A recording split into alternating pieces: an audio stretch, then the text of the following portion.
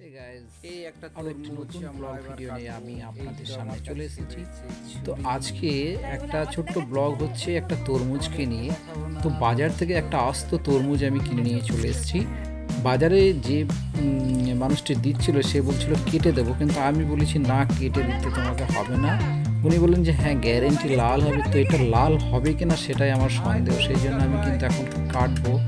আর তরমুজটা কেন জলে ভিজিয়ে রেখেছিলাম সেটাও বলবো। তার কারণ তরমুজটা এত গরম ছিল দুপুরবেলা, আমি যখন বাজার থেকে নিয়ে এসে প্রচণ্ড গরম ছিল, সেই জন্য আমি কী করেছি, জলে ভিজিয়ে রেখেছি তরমুজটা ঠান্ডা হয়ে গেছে, এবার খেতেও কিন্তু খুব ভালো লাগবে।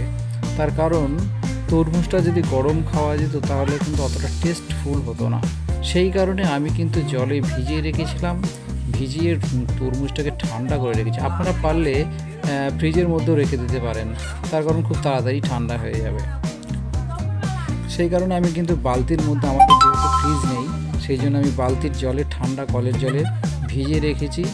এবার আমার দেখার পালা যে তরমুজটা ঠিক কতটা লাল হবে।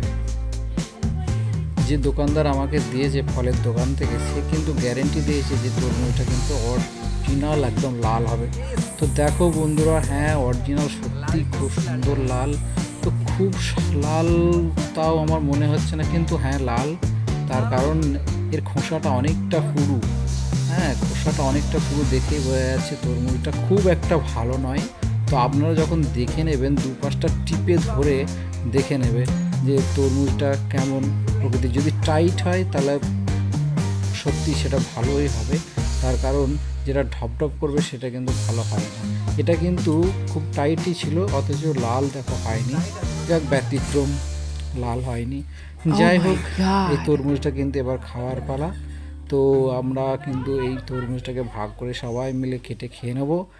আর তরমুজটা আমি কিন্তু কাটতে পারিনি, আমার কাটতে কাটতে কিন্তু কেমন খেবড়ো খেবড়ো কাটা হয়ে গেছে, কারণ আমার চাকুটা খুব একটা ভালো ছিল না। এই দেখো কেমন করে কেটে ফেলেছি। এই সাইজটা কেমন হয়েছে তোমরা দেখেই হয়তো হেসে ফেলবে। তো হাসলেও কোনো কিছু করার নেই, তার কারণ ভিডিও করার সময় আমি কেটেছি। তো যাই হোক, এই দেখো তরমুজ খাওয়ার স্টাইলটা দেখে নাও। আমাকে কিন্তু দেখে বাড়ির লোক সবাই হাসাহাসি করেছে, কিন্তু তবু আমি এরকম স্টাইলেই খেয়েছি। তো যাই হোক, আমার কিন্তু তরমুজটা খেতে দারুণ লেগেছে। তার কারণ হচ্ছে তরমুজটা খুব মিষ্টি ছিল।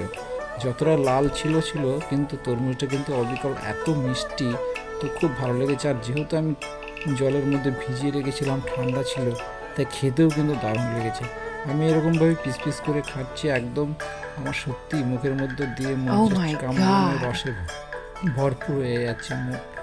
তো সত্যি আমার খুব ভালো লেগেছে।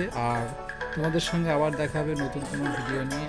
তোমরা সবাই আমাকে সাপোর্ট করো, ফলো করো এবং ভালোবাসা দিয়ে